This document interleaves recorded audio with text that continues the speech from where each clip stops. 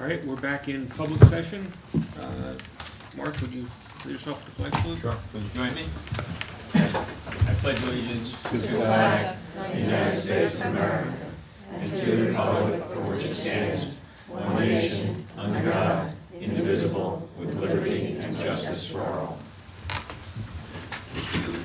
Start with announcements. Lucy, anything on that? Sure. Election information. Sorry. So the last day to register to vote in the November 4th election is Tuesday, October 14th. The last day to apply by mail for a mail-in ballot is October 28th.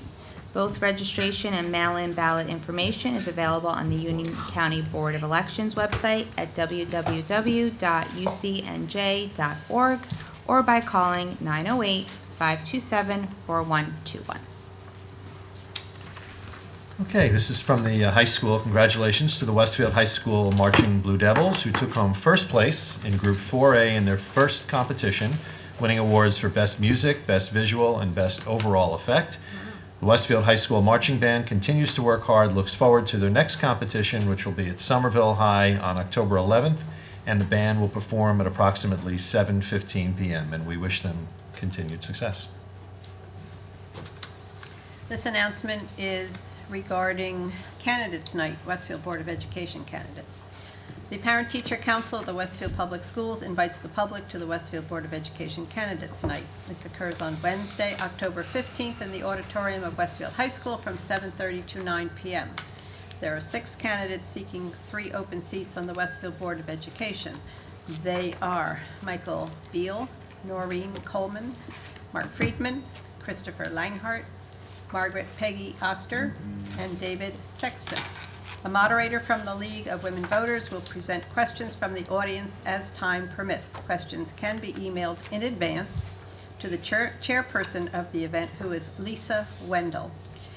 And there's an email address given for her, and I hope it's also on the website since it might be a little difficult to decipher as I say it to you. But the email address is lkwendell. That's WENDELPTC@gmail.com. Deadline for submission is Friday, October 10th. That's this Friday. Westfield Board of Education Candidates Night will be taped for airing on WHS TV 36 and the district's website through November 4th, the day of the school election. Hope to see you there. Thank you. Brendan, anything you're I got nothing. Nope. Special education. On Wednesday, October 22nd at 7:30 p.m., the Special Education Committee of the PTC will host a presentation by Dr. Robert Zambrano of the Stress and Anxiety Services of New Jersey. It will be held in a larger venue than usual in the Westfield High School's Cafeteria B due to the overwhelming response. A similar presentation by Dr. Zambrano had during the Special Ed Expo earlier this year. He is a clinical psychologist specializing in anxiety to help parents, teachers, therapists, and students better understand anxiety and stress and their related behaviors. Some practical direction and strategies for both the school and home environments will be offered in this presentation. And everyone is welcome, parents, students who are part of the special education program, and parents and students and staff who are not, because anxiety does impact, I think, more than just the special ed community. So that's October 22nd at 7:30 p.m. in Cafeteria B at the high school. Thank you. 2 quick announcements. The Westfield Public Schools will be closed on Monday, October 13th, in observance of Columbus Day. And the next Board of Education meeting will be on Tuesday, October 21st, as a workshop to discuss community relations. The next business meeting of the board will be on Tuesday, November 18th at 7:30 p.m. Okay. So we've talked before at this board table about our STEM camp. This was the second year of our STEM camp for science, technology, engineering, and mathematics, and it's open to our upper elementary students and our intermediate age students. We've talked about it before, but tonight we're going to get a little better sense of it. We know the second year was much more, the program grew quite a bit for the second year. We had an increase of 33% of students. And the district put together a video just giving a sense of what was accomplished during STEM camp and what our students were able to do during that. So I'm going to ask Mrs. Sullivan to show that to us now.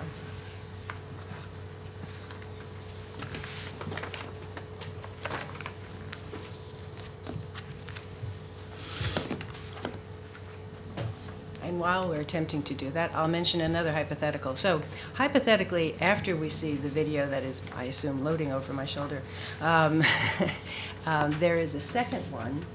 Both of these, by the way, are going to be posted on our website.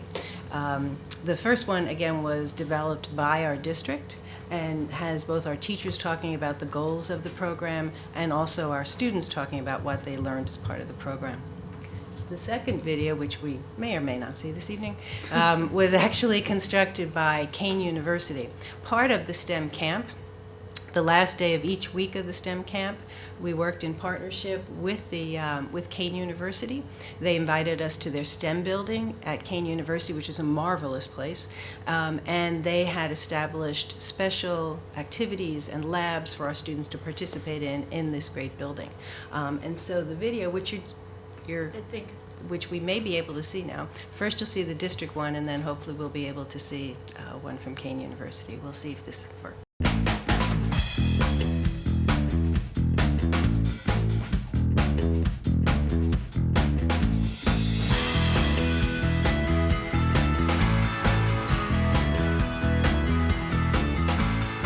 I think STEM Camp is great because it exposes students to different types of learning. They're learning about science, they're learning about math, they're learning about technology, bringing it all together, and learning how those different skills interface in the real world.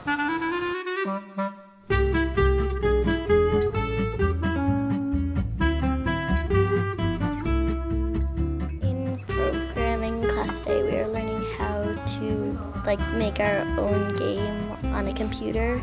There's a bunch of different blocks that you can put together to make characters and words pop up around on the screen. For each character, you have to use scripts to tell them what to do.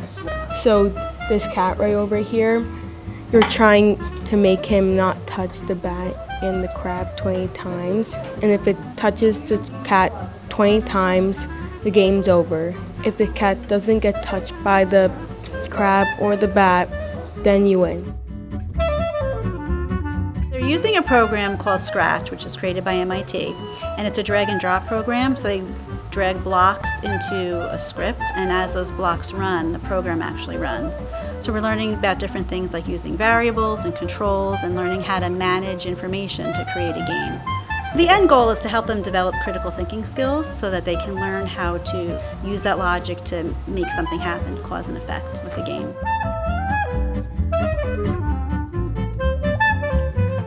So this is a workshop called Solar City. What we did was we first started out by teaching them about what solar energy is about, how solar panels work, the science behind it. And from there, they were given an engineering task to design a building that's going to be part of a city, a solar city that is solely powered on solar energy. They build the buildings, they attach the solar panels to it, they test whether or not it's actually generating electricity, and then we'll actually take it outside and hopefully have everything light up. How the solar panels make electricity is the photons bump into electrons, and the electrons start going crazy, and that generates power.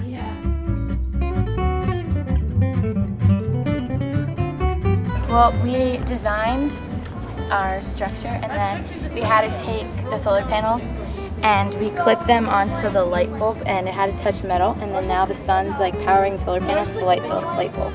3, 2, 1. They're making air compressed rockets. We built it, added paper and tape, and they kind of worked on finessing their design, and then we're going to launch them, putting compressed air into a tube, and then they release it. It gives them an opportunity to explore different sciences and also learn about the engineering process, which helps with their creativity and put together some concepts from science into what they're building. You guys shoot my rocket with a new button. My favorite part about STEM camp was probably science and stop motion animation because we got to do a whole bunch of new stuff, and it was cool to like see what you could do with it. I just like doing all of the fun stuff and like how you could do whatever you want, and it's very open-ended. My favorite part about STEM camp is probably science class because we do all these awesome experiments with dry ice.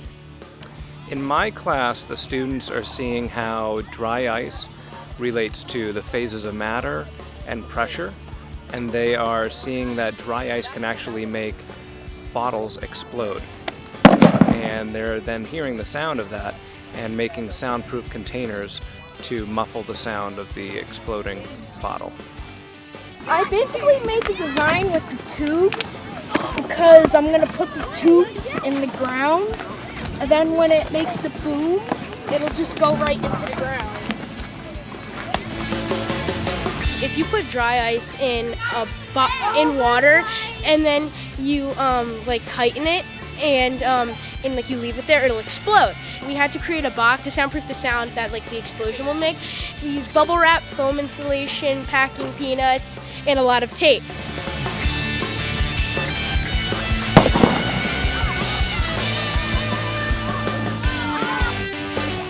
In robotics, the students are learning how to use ultrasonic sensors to find the distance between their robot and the closest wall. There are 3 courses that we have right now for the students to try to program their robot to go around in. The students are learning how to problem solve, and they also have to use teamwork to solve problems that they can't solve on their own. In robotics, the amazing thing is how the robot programmed, how the robot knew how to do, when to do, how many rotations, and all those calculations. You have to know how to program a robot because in the future world already we're starting to transform from doing everything handmade to robots doing it. So you still have to have a little background about it.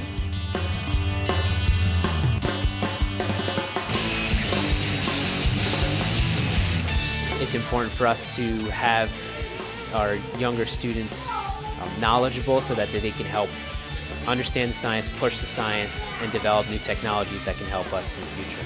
They get super excited about it because for a lot of them it's new and it's different. It's something that they get to put their hands on.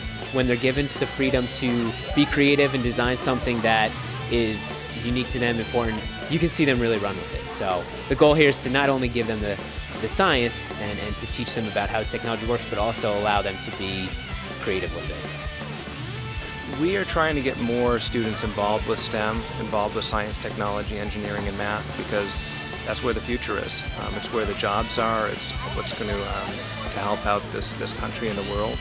And we're pretty excited about it. Glad we're doing it. They absolutely love it. STEM Camp rules!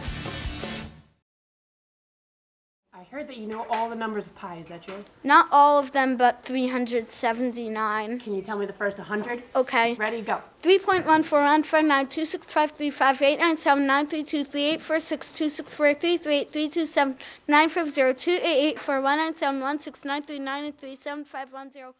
And again, Kane University, we're very glad of the partnership with them, and it gives our students other opportunities.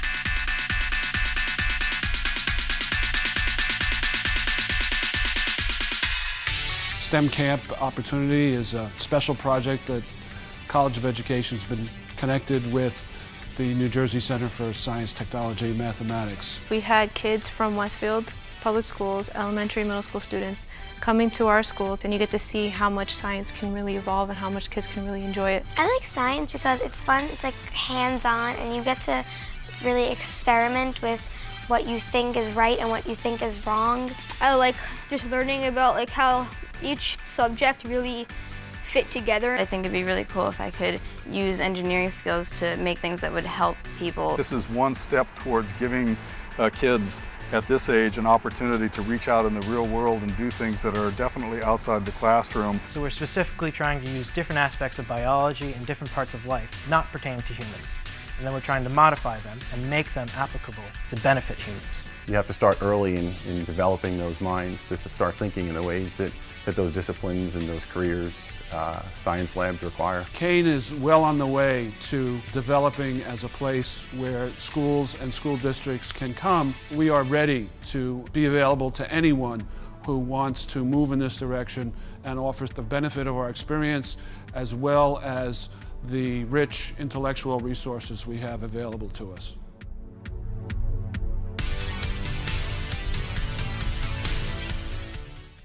So I think it's just great to see the looks on the faces. You see some students who are incredibly intense in their thinking and how are they going to take the next step, and you see others who are excited by the possibility.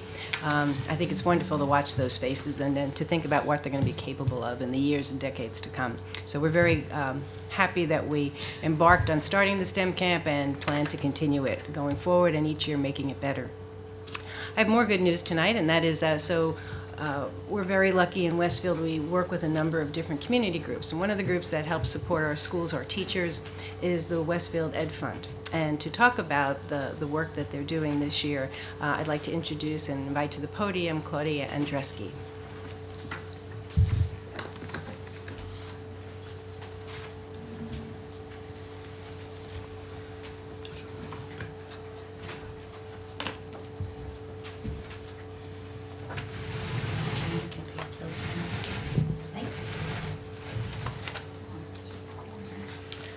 Thank you so much for giving me the opportunity to speak with you this evening.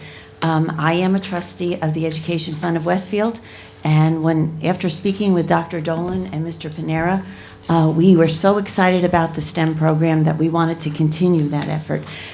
We want to make it globally known in Westfield, what it's all about, and so we decided to have Family Science Night. And Family Science Night is going to be on October 16th at Westfield High School. 16 of our incredible Westfield teachers, and I'm not being biased, are going to be teaching lessons. We also have Mr. Bonacera and the Robotics Club is going to be there, and the Union County Magnet School are going to bring their robots as well. So we're going to start the evening in the gym at the high school, the varsity gym, and then we have 2 classes afterwards. And you can come and you can make elephant toothpaste, or you can create a watercraft that can sail across water like nobody's business. And we also have race cars and all kinds of things that are connected to science and technology and engineering and math. And it's amazing to me the ideas that teachers came up with, and I'm happy to say that the forms went home on Friday and we're starting to pile up. So please, we encourage you to come. If you didn't send the papers in, you can come that night. You are more than welcome. And I like to say this just because it's a little bit personal. Even Grandma can come. So we thank you so much for giving me the opportunity to speak. It's Thursday, October 16th at 7 o'clock at Westfield High School. And everybody's been so incredible helping us make this happen. And I know it's going to be fun. I'm very excited about it. So thank you. Thank you. Thank you. Great.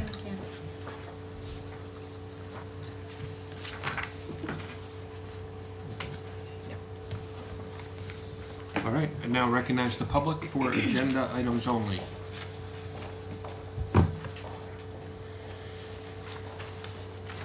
Seeing no one come to the podium, we'll go to the Superintendent's Report. All right.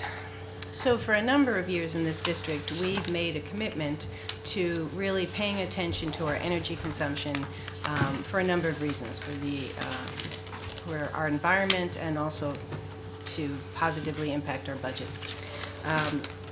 We have an update tonight, which we're going to receive, and part of that is going to be an announcement of some awards that 7 of our buildings are receiving as Energy Star Award winners, and that'll be explained just a little bit. So for the presentation, I'd like to invite Mike Morris, the supervisor for the maintenance department, Mike Pate, and Tony Kukuro for the presentation. Or if it's our 2 energy managers, Mike Pate and Tony Kukuro, to the podium.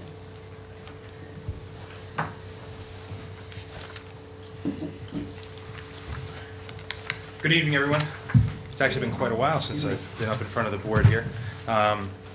Here in Westfield, we have had an energy program in place since July of 2007, and very shortly after that, Tony and myself were able to get the position, or be chosen for the position as energy managers. We actually take on the part-time position together, so we're co-energy managers for the district here. And back in 2009, as you can see there up on the wall, we had 4 buildings Energy Star labeled. And now that we're up into 2014, we figured we need something to boost our energy program throughout the district, remind everybody about all the good work they're doing. So we pursued getting some Energy Star labels for 2014. And up there on the screen, there's a list of our Energy Star labeled buildings for 2014. Our high school or intermediate schools, 3 of our elementary schools, and actually this building here. We classified this building as an office building, where all the other buildings we classified as K through 12 schools. Energy Star gives you the opportunity to classify many different areas, hospitals, etc. So Elm Street is actually listed on the Energy Star website as an Energy Star labeled office building, and those 6 schools are listed as K through 12 schools. So six schools are Westfield schools, and if you look up on the Energy Star website, only 37 schools in New Jersey, school buildings in New Jersey, have the Energy Star label. So for us to have 6 out of the 37 of them, I think is pretty fantastic. Energy Star looks at many different things. They look at mostly your 12 last months of usage. They look at your natural gas and your electricity consumptions over the past 12 months, but they compare your building to many other buildings across the entire nation that are similar. So they're not going to compare a kindergarten school to a high school. They compare it to a similar building, and then you're ranked in a 0 to 100 scale, and those that are in the top 25% across the country are the ones that are given or have the opportunity to apply for the Energy Star label. So again, our 6 buildings have gotten that. On average, according to Energy Star buildings use 35% less energy, and they cause 35% fewer greenhouse gas emissions than buildings just like them, as Dr. Dolan was saying. How have we gotten this? How have we done this? Our energy program, what we've done is we've gotten our entire district, all of our employees, to become energy savers, made them energy conscious. Up until 2007, after 2007, we started reminding everybody that turning off their computers and monitors does make a big difference. That unplugging electronics, just leaving something plugged in, can draw power. If there's a long break or in the summertime, by closing your shades and your blinds, it'll actually keep your room cooler in the summertime. Over the summer as well, consolidating all our frozen and refrigerated food instead of running refrigeration all over the district. Turning off lights when not needed. Sounds very simple. That's the hardest thing to do, is to turn that switch off when you walk out the door, because you know you're coming back 1 minute later. Putting in more energy efficient boilers and lighting. We actually did some lighting programs over the past year that Tony was in charge of. And replacing some of our roofs with more insulated roofs, so we don't lose that heat and that air conditioning in the buildings. So here's the big number. Since July of 2007, so far we have data up until August of 2014. I don't have September's data yet, but we're just creeping on that $3 million mark there. $3 million of cost avoidance, and that translates over to 30% in savings off the utilities, what we would have spent. And here's a slide to give you a little precursor to what I'm going to show you in the next couple slides. Our baseline is actually the time period that is before the energy program came into effect. So we're talking 2006, 2007 school year is our baseline. Our expected... What you think is right and what you think is wrong. I like just learning about like how each subject really fit together. I think it'd be really cool if I could use engineering skills to make things that would help people. This is one step towards giving kids at this age an opportunity to reach out in the real world and do things that are definitely outside the classroom. So we're specifically trying to use different aspects of biology and different parts of life, not pertaining to humans. And then we're trying to modify them and make them applicable to benefit humans. You have to start early in developing those minds, to start thinking in the ways that those disciplines and those careers, science labs require. Kane is well on the way to developing as a place where schools and school districts can come. We are ready to be available to anyone who wants to move in this direction and offers the benefit of our experience as well as the rich intellectual resources we have available to us.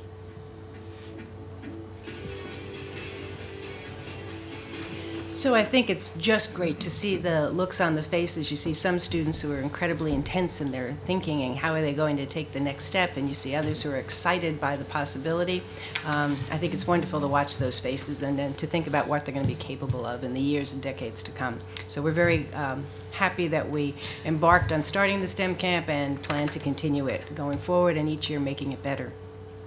I have more good news tonight, and that is we're very lucky in Westfield. We work with a number of different community groups, and one of the groups that helps support our schools, our teachers, is the Westfield Ed Fund. And to talk about the work that they're doing this year, I'd like to introduce and invite to the podium Claudia Andreski.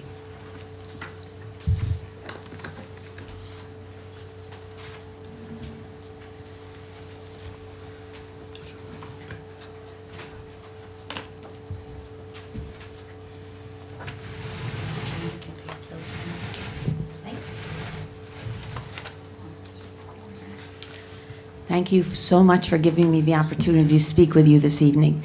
I am a trustee of the Education Fund of Westfield, and after speaking with Dr. Dolan and Mr. Panera, we were so excited about the STEM program that we wanted to continue that effort. We want to make it globally known in Westfield, what it's all about, and so we decided to have Family Science Night.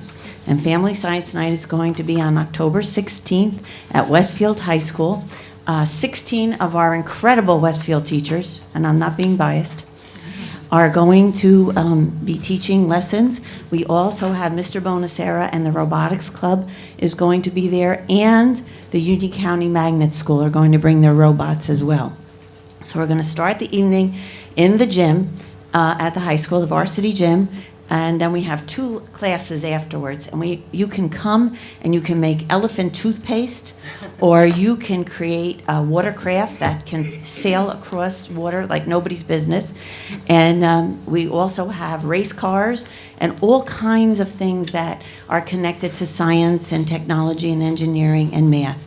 And it's amazing to me the ideas that teachers came up with, and I'm happy to say that the forms went home on Friday and we're starting to pile up. So please, we encourage you to come. If you didn't send the papers in, you can come that night. You are more than welcome. And I like to say this just because it's a little bit personal. Even Grandma can come.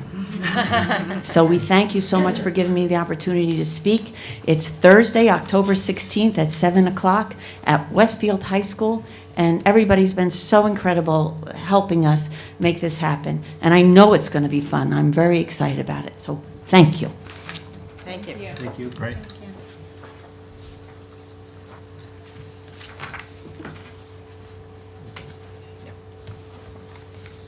All right, I now recognize the public for agenda items only.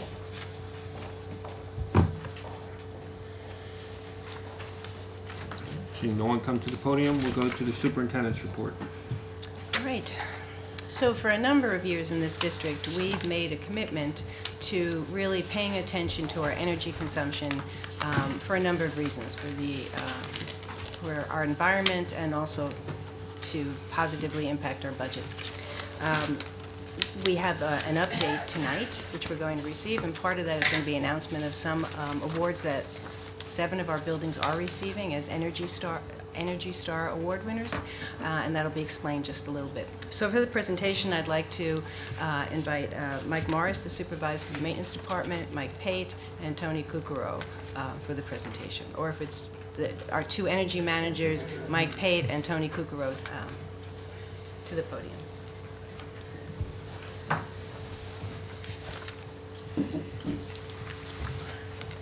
Good evening, everyone. It's actually been quite a while since I've been up in front of the board here.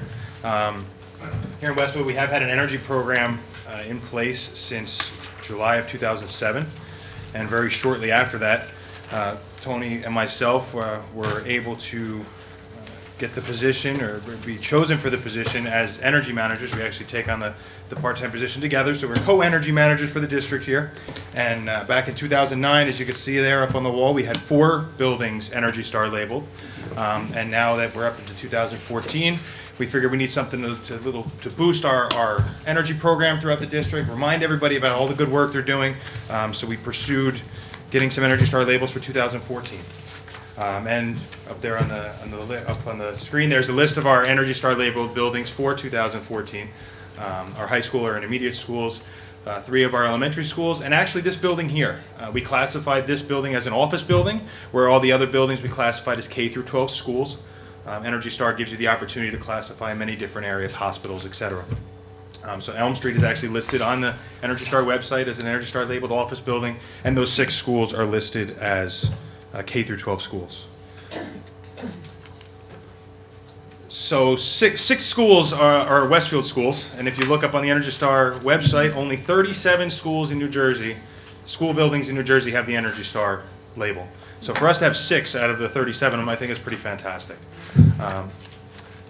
Energy Star looks at many different things. They look at mostly your 12 last months of usage. They look at your natural gas and your electricity consumptions over the past 12 months, but they compare your building to many other buildings across the entire nation that are similar. So they're not going to compare a kindergarten school to a high school. They compare it to a similar building, and then that you're ranked in a 0 to 100 scale, and those that are in the top 25% across the country are the ones that are given or have the opportunity to apply for the Energy Star label. So again, our 6 buildings have gotten that. On average, according to Energy Star buildings use 35% less energy, and they cause 35% fewer greenhouse gas emissions than buildings just like them, as Dr. Dolan was saying.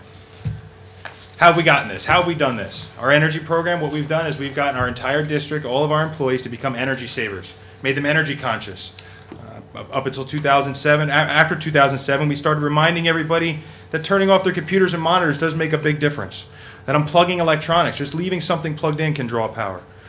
If there's a long break or in the summertime, by closing your shades and your blinds, it'll actually keep your room cooler in the summertime. Over the summer as well, consolidating all our frozen and refrigerated food instead of running refrigeration all over the district. Turning off lights when not needed. Sounds very simple. That's the hardest thing to do, is to turn that switch off when you walk out the door, because you know you're coming back 1 minute later. Putting in more energy efficient boilers and lighting. We actually did some lighting programs over the past year that Tony was in charge of. And replacing some of our roofs with more insulated roofs so we don't lose that heat and that air conditioning in the buildings. So here's the big number. Since July of 2007, so far we have data up until August of 2014. I don't have September's data yet, but we're just creeping on that $3 million mark there. $3 million of cost avoidance, and that translates over to 30% in savings off the utilities, what we would have spent. And here's a slide to give you a little precursor to what I'm going to show you in the next couple slides. Our baseline is actually the time period that is before the energy program came into effect. So we're talking 2006, 2007 school year is our baseline. Our expected usage or cost, depending on which graph we're looking at, is taking the baseline and let's convert it to today. Was it colder this year than it was back in the baseline? Was it warmer this year? It takes into weather effects. Tony and I have put in adjustments for added equipment. If equipment gets added to a building, we don't want to take a loss for the fact that we now have air conditioning where we didn't have air conditioning prior. So our expected usage, and then our actual, is what we actually spent on the bills for the year that I'm going to show you in each graph. So instead of taking the difference between our baseline and our actual, we're only taking credit for our difference between our expected and our actual. We use a third-party software. It's called Energy Cap. It's actually run from Penn State out in Pennsylvania, and that's what's going to be on these next graphs here. So I'm going to show a couple natural gas graphs. 2007 to 2008 program just got started. We just started kicking off, so we had about 11% in savings. Cost avoidance, as you can see here, our expected is a little less than our baseline, and the cost of gas dropped, which made our expected cost drop even more than our expected usage did drop. So the difference between our expected and our actual ends up being our almost $70,000 there for 11% in savings. Now, let's fast forward a couple years later here. July 2011 to 2012, energy program has been going strong. You can see here we have an avoided cost of 41%.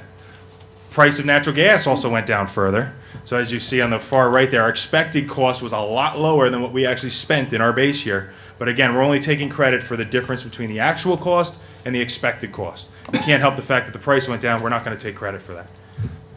And if we go ahead one more, now this is just this past year. This past year was really cold. We had a very cold winter. So if you look at our usage, our expected usage is way up high. We were expected to use more gas because it was a lot colder out. But our costs still down lower because the cost of gas kept going down. 43% it actually dropped from the base year. So overall, again, we're taking credit for the actual to the expected. Still a 30%, even with as harsh of a winter we had. Still $167,000 in cost avoidance. So now we'll look at a couple electrical usage graphs here. Again, the first year after the program started, 11%. We were just getting things rolling. Our expected actually was a little higher, and so our cost was a little higher as well because the cost of electricity went up right after the base year. Let's fast forward again here to 2012, 2013. Cost is up just a little bit, but our expected usage went up. We did add some more equipment to the buildings. We did have some extra added lighting to the buildings, and we made adjustments for that in all the program. But again, we're taking credit for the difference between our expected and our actual. So we're up to almost 30% savings for the 12-13 school year. And then we'll look at just this past year, 13-14. Same graphs as we're used to seeing here. Our expecteds, the usages are up again because of the temperature and other changes to the buildings. And we still had a cost avoidance of 26% over $230,000. So that's where we end up getting to that whole $3 million mark over the past 7 years, since July of 2007. Energy Star, again, shows that we're committed to high standards in energy conservation. We now have 7 buildings that are Energy Star labeled. It's a fantastic thing. I really hope this is going to get our staff kicking again on being sure to conserve energy as much as possible. The next slide that she's going to show is actually something we sent out, I believe it was this morning, we actually got it to go out. We try and send reminders to our staff as much as possible. It goes out to all our staff, whether it be before a long break to remind them to unplug their equipment, shut everything off, or if it just be holidays, one day. Every little bit counts, that we don't have to leave things running is energy we're saving for the district. So this was one, I got a bulletin that said that October was Energy Awareness Month. Put together a little bulletin here reminding everybody what they need to do and what they're responsible for in their classrooms and offices. And put Tony's and my contact information down there. We do get emails on occasion for people that have any questions or concerns, even sometimes, that the room may be too hot or too cold. And we see what we can do to help out with the maintenance department and get stuff taken care of properly. So there's our contact information there. I wanted to be short and sweet and get it out there. We do have new plaques to go with these 2009 ones. We're going to get some new frames put up for them, and then we'll get the 7 new buildings there. And those 4 buildings have plaques in them already. They're bronze plaques that have been mounted in the buildings in 2009. We're looking into getting, they don't make bronze anymore. I guess the price of the metal went up too much. Now they're recycled cast aluminum. So we're looking into getting some recycled cast aluminum plaques that we'll put next to the bronze plaques at the 4 that already have it. And they'll be in this building and the other 2 schools that just got their Energy Star for 2014. But it is really something we all should be proud of, the whole entire school district. It's fantastic that we've accomplished this. Great. Not only are we accomplishing this through all of our staff, our teachers within our schools, within our school classrooms, but we're teaching our children the value of good behaviors in conserving energy. And both of those things are so compelling, as well as the cost avoidance. I'm very proud of you, and I'm very proud of the district, all of the staff that's contributed, because it's not one person, it's every individual who contributes everything. Correct. It's everybody. Thank you. Thank you. So just a quick question. I don't mean to be greedy or impatient, because what you've accomplished is phenomenal. But in terms of, I'd love it if all of our schools, so the 4 schools that haven't qualified, are we spending some extra time and energy trying to figure out what we can do to get them to a place where we can put in an application for them the next go around? Correct. Actually, 2 of them that didn't qualify would be our 1-story buildings. And actually, Tony and I have been tossing this idea around that this 1-story building, why haven't they, Jefferson, and Washington, why don't they qualify? I almost think that we need to talk to Energy Star. We're going to make the suggestion that they classify 1-story buildings different from 2-story buildings. We're doing the same thing in all our buildings, yet and they're just missing the cutoff, just missing it every year. So we think maybe that being the 2nd story, maybe it conserves heat a little better because you're not losing it all through the roof. Although the roofs that we just put on may help. May allow us to get over that mark and get in there. But we're going to make a suggestion to Energy Star that they benchmark more. They're benchmarking crazy, right? The amount of computers, students, staff.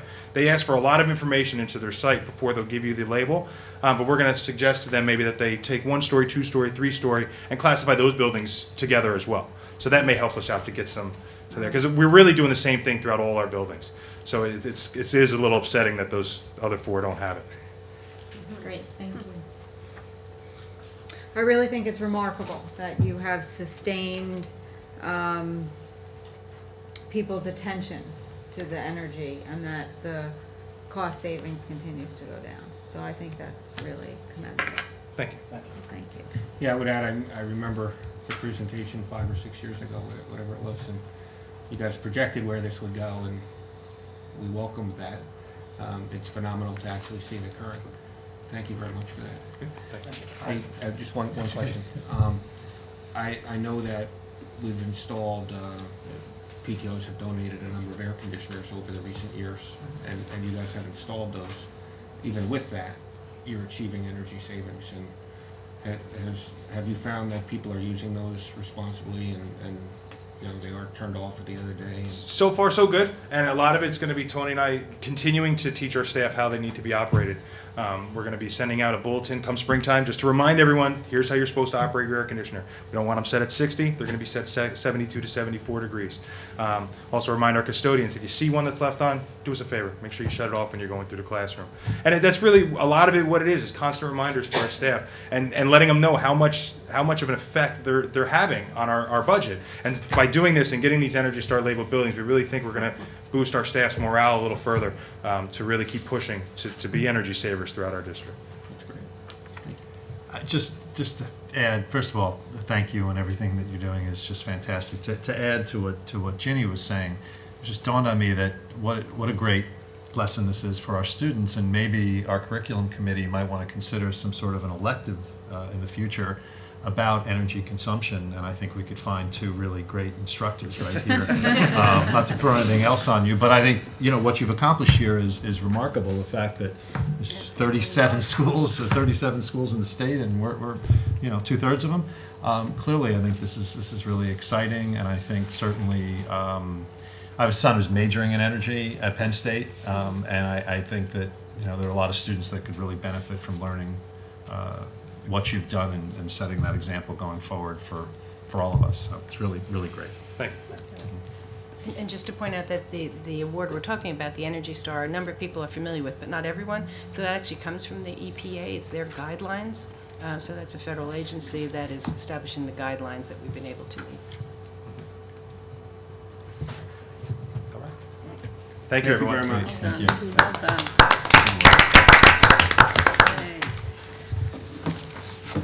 Right, the second presentation tonight. Not everyone might know it, but the state of New Jersey has designated this week the Week of Respect. And with that designation, the Week of Respect, it asks every school to make sure that we're working with the children and helping educate them and lead them towards understanding respect and learning how to respect others and learning that as part of their education. So I have to tell you, across this district at every different level, there are a number of different activities taking place for this. It obviously those activities change from our youngest ones who are in Lincoln School, our little guys who are in Lincoln School, and then compare what the lessons would be like in the high school with our students who are just about adults. But all of them can really be summarized and brought down to the fact that in regard to respect, we all need to make sure that we are developing in respect for self, respect for others, and respect for community. All three are important, and they have to be taught differently at different ages, but all three of them are really quite important. So just to summarize, I'd love to talk about all of the activities that people are doing, but some of the activities that are going on this week. And let me be clear, this is not the only week where we think respect is important. We work on it a lot, but it's highlighted this week. So throughout the week, there are lessons being taught by counselors, classroom teachers, and librarians. Students are writing essays and poems and making public service announcements promoting respect, tolerance, and conflict management. There are presentations for students on resilience, on self-control, and ways to reduce stress. There are classroom readings and discussions and book groups. The Code of Conduct is being reviewed, and the Anti-Bullying Bill of Rights, the state law on that, is being reviewed as well. A number of the activities really do center, whether it's in the classroom, at the school level, on books. So just a tip if we have parents or aunts or uncles or grandparents watching this. When you're giving a gift to the young people in your family, there are so many wonderful books with great messages. Please look for them. They talk about how do you deal with a situation where there's somebody who's different than you are. How do you take care of that? How do you take care of a situation if somebody's not being treated well? What do you do? How do you stand up and help out? There are books with marvelous messages. They're being reviewed in the schools, but they also are great to read at home as well. Another requirement of the New Jersey Department of Education is that twice a year I provide reports on statistics for incidents of violence, vandalism, substance abuse, and harassment, intimidation, and bullying, which is called HIB, H-I-B. So the report I'm giving tonight details all of the incidents that took place from January 1 of 2014 to June 30th of 2014. And I also provide some comparison statistics from previous years. So looking at this slide, we had a total from January to June 30th of 11 acts of violence, vandalism, substance abuse incidents.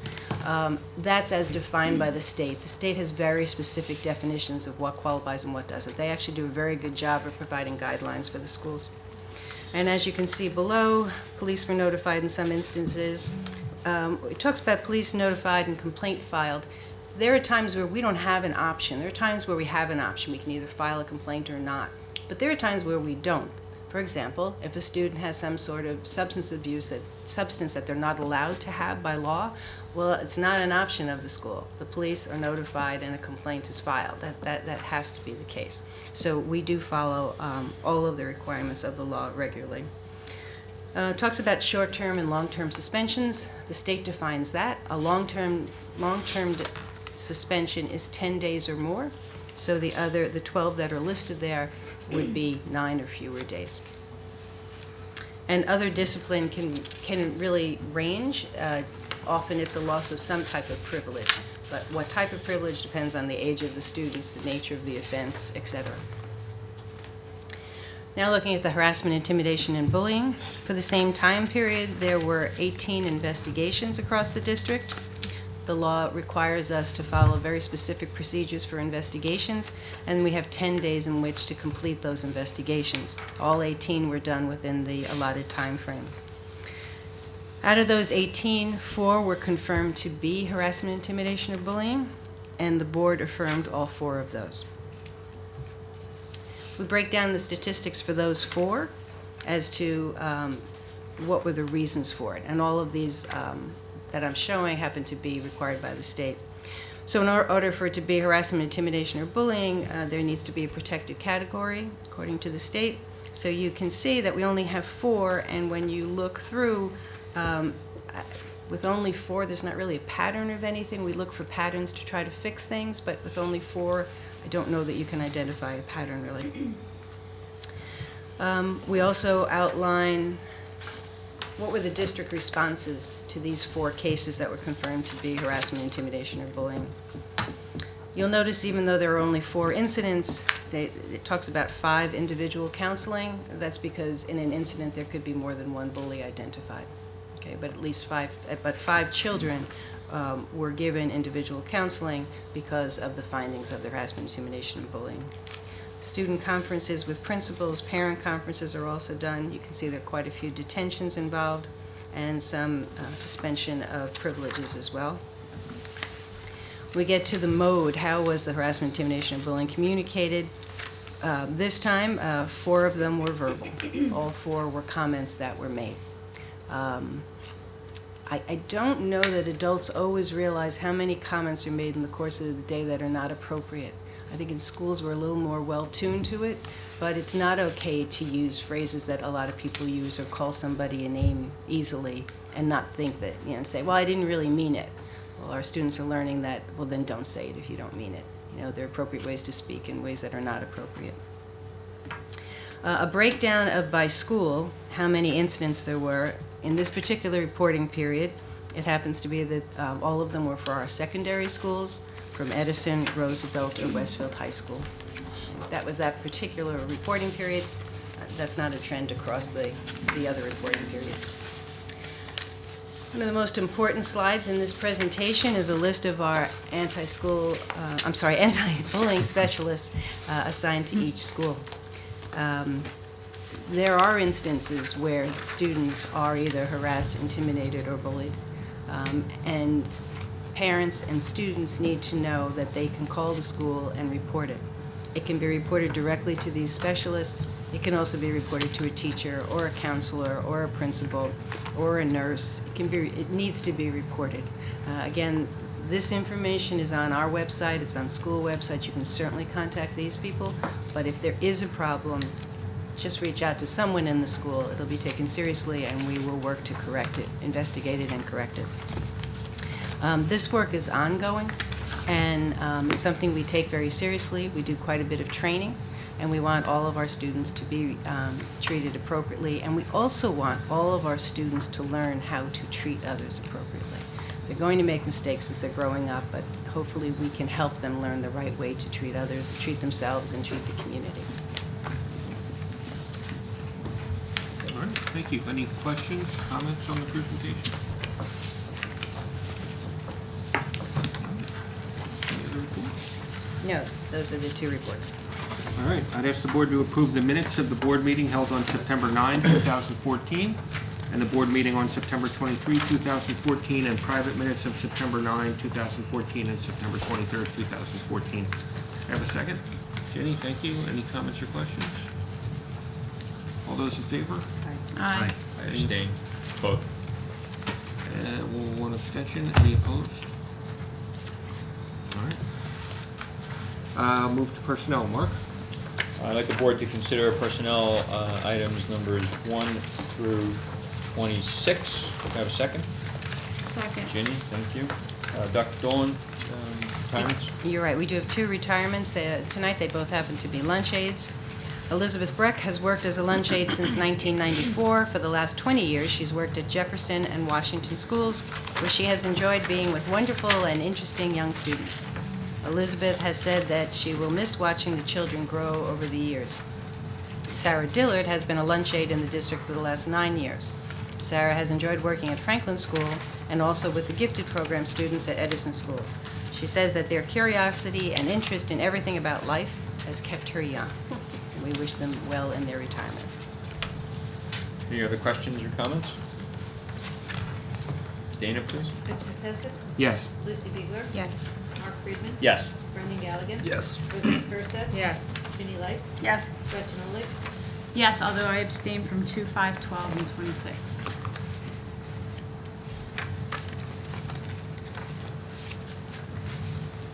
And Mitch Slater? Yes, and I abstained from number 16.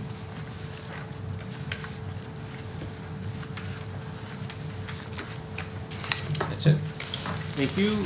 Facilities, no report, other than to note we do have a meeting in the next 2 weeks of the Facilities Committee with a long agenda. So look forward to reporting back on that.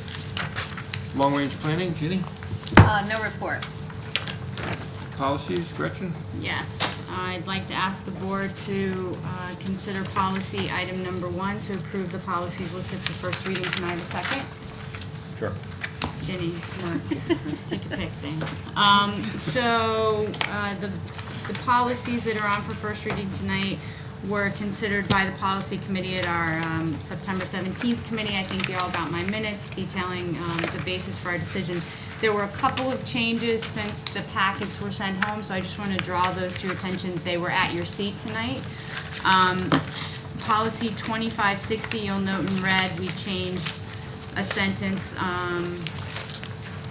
in the third paragraph just to make the policy consistent with the regs in terms of what the principals are obligated to do. And then with 9270, we just added some language at the end of the second paragraph just to try and clarify.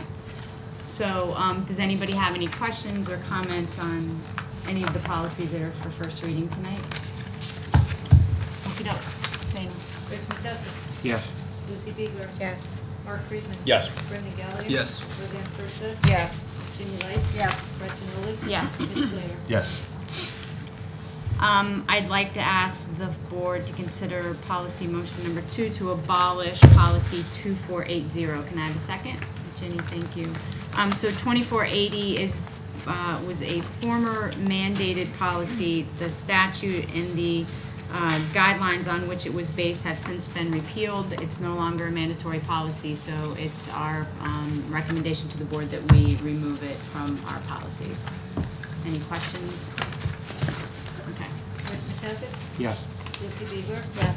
Mark Friedman? Yes. Brendan Galligan? Yes. Roseanne Firstep? Yes. Ginny Lights? Yes. Gretchen Olich? Yes. Mitch Slater? Yes. And finally, I'd like to ask the board to consider policy motion number 3 to approve the Uniform State Memorandum of Agreement between education and law enforcement officials for the 14-15 school year. Can I have a second? Ginny, Dr. Dolan, do you want to speak to that, or? Sure. This is This is a document between law enforcement, both local law enforcement, county law enforcement, and school districts. It happens across the state of New Jersey. It's been in place over 20 years, and every year it is updated. It's a very handy document because there are so many different laws and regulations that oversee the interactions between law enforcement, schools, and students. What is a law, what is not a law. It pulls all of that into one document that, again, is updated yearly. In Union County, every year when we're ready to do this, actually local law enforcement, county law enforcement, and schools, superintendents come together to talk about the changes in the law and how it might impact any party, who has to be notified in certain circumstances, whatever other changes there are. So it is a useful document, and it is one that is kept up to date. It also helps the communication between all those parties and among districts and towns as well. So we have done it year after year. We have updated it based on the latest law and code, and ready for the board to approve. Anybody have any questions? Okay. Rich Massetta. Yes. Lucy Beaver. Yes. Mark Friedman. Yes. Brendan Galligan. Yes. Roseanne Firstad. Yes. Ginny Light. Yes. Gretchen Oley. Yes. Mitch Slater. Yes. We have a meeting next Tuesday. Policy committee members, otherwise, I don't have anything further. Thanks. Thank you. Curriculum, instruction, and program. Roseanne. I'd like to ask the board to approve items 1 through 3. Can I have a second? Second. Thank you, Jeannie. Gretchen? The first one is to approve the agreement to participate in the Seal of Biliteracy, and we received a one-pager in our packet, and I'm happy that David Greer has gone forward to support that. Do you want to talk a little bit about it? So this is a new initiative from both the federal and state governments, and we're, I believe, one of the first districts, at least in New Jersey, to participate. What it allows is if students can show proficiency on a variety of tests in both English and another language, at least one other language, if not two, well, one would make sense, they can qualify for the New Jersey Seal of Biliteracy, which is something that can then go on their transcript. That not only have they taken a language in high school, which is great, and maybe done well in it, but can they really prove that they are fluent in 2 languages.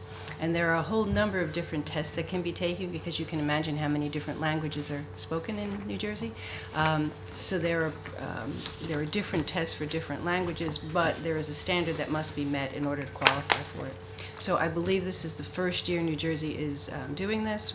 Our supervisor, world language, brought it back. We do have a number of students who reach that level, either because of languages spoken at home or because of the student study in the schools.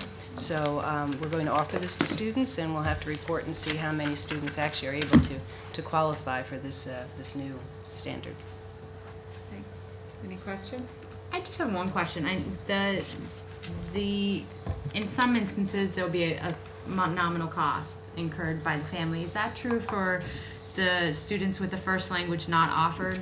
So for instance, if we have English language, ELA students, who is that? Am I using ELL. ELL students who is it going to be the same nominal cost for them to take this proficiency test as it would be if we? As far as I know, I think yes. I Okay. think for the languages where there's not an established test, there is a nominal cost of $20. Okay. That's my understanding as of now. And then the second item is the school nursing plan. Do you want to talk a little bit about that as well? Sure. As you can imagine, nursing services for our students in all of our buildings is a very important part of our district. So every year we do an updated plan on who are the nurses who are assigned to every building. We're also required to provide some nursing services for the non-public schools in the town. So we contract with someone to provide that. We lay out the latest information from public health as to what are the requirements, how long does a student have to stay out if they have a certain condition. We spell that out so that it is clear for both parents and that every school is following the same requirements. It specifies the medications that some students need to take, and it makes sure that every year we're using the same procedures across the board. So this plan has been updated for this year, working with all of our school nurses and also working with public health with the latest requirements. Thank you. And then the third one is the district field trips. Are there any questions? Okay, I think a vote. Rich Matesic. Yes. Lucy Biegler. Yes. Mark Friedman. Yes. Brittany Galligan. Yes. Roseanne Kirsten. Yes. Ginny Lights. Yes. Gretchen Oleg. Yes. Mitch Slater. Yes.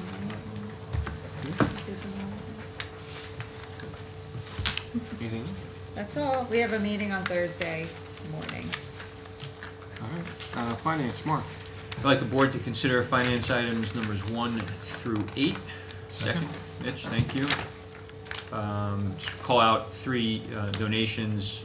We accepted a gift of $22,800 or so from an anonymous donor for the purchase of 30 laptops and a laptop cart for McKinley School. We also accepted a gift of $1,335 from the Westfield Coalition for the Arts to the Franklin School's music department for the purchase of new Orff instruments. And we also accepted a gift of roughly $3,400 from the Franklin School PTO for the purchase of classroom equipment and materials. Thank you, everyone, for those gifts. Any questions? Dana, please. Rich Matesic. Yes. Lucy Biegler. Yes. Mark Friedman. Yes. Brendan Galligan. Yes. Roseanne Kirsten. Yes. Ginny Lights. Yes. Gretchen Oleg. Yes. Mitch Slater. Yes. That's it. Thank you. All right. Legislation. I know Ann's not here. I'm not aware of her leaving a report. No. Okay. Technology Committee. Mitch. We are meeting this Friday morning, and we'll report back the next meeting. All right. Then ask the board to note the notes for the record.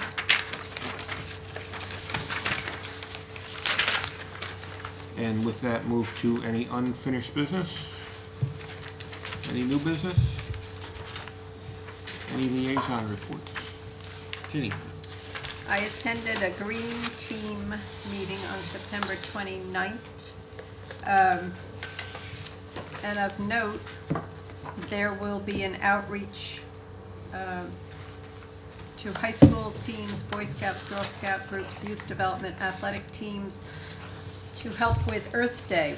This is pre-planning. Earth Day is Wednesday, April 22nd. Town-wide cleanup may be alternate dates, a couple of weekends they're thinking about in April. So I would suggest eventually that they get in touch with our athletic supervisor and also principals of the schools so that we can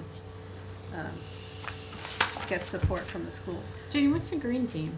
The Green Team, you know, I really don't have a mission statement. The Green Team is the town-wide municipality planning and support group for sustainability. It's a state organization to try to gain awareness, raise consciousness, and also there are, I think, benefits that accrue when you become sustainable as a town. So this was my first meeting. Rich had gone, I don't know if perhaps he was not able to attend any of the meetings on a prior regular basis. Before that, Jane Clancy was our representative for about a year. I would think that this is maybe 2 years old? Yeah, about 2 years, 2, 3. 2 or 3 years old. And I think if you went to a website, maybe Sustainable New Jersey Sustainability or Sustainable New Jersey, there's a designation that you can receive as a municipality. And so it is to, as I said, for example, conversations that were on the agenda that did not take place, planting native species. So trying to get people aware of species, conservation center improvements. One thing that I found out was that at the conservation center, all recyclables can now be co-made. Paper, cardboard, glass, plastic. Who knew? And apparently that will be communicated in the next recycling brochure that's sent out. Okay. To all residents. Thank you. Yeah. I attended the Union County Ed Services Commission Board of Ed meeting, October 1st, and the PTC President's meeting, October 2nd. Margaret Teitelbaum gave wonderful conversations about MRSA pre-testing, MRSA district considerations and procedures, methods for dealing with MRSA, and also baseline pre-testing considerations for concussions. And the enterovirus. And enterovirus conversations, yes, about cleanliness and keeping children and environments safe. There were conversations about busing and transportation. A question was the teacher gift policy, regarding whether or not the board has a policy for teachers accepting gifts that might be considered influential or influencing for favor. The policy was discussed briefly.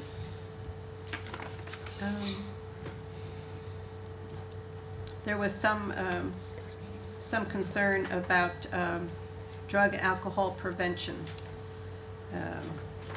and certain considerations for student use of.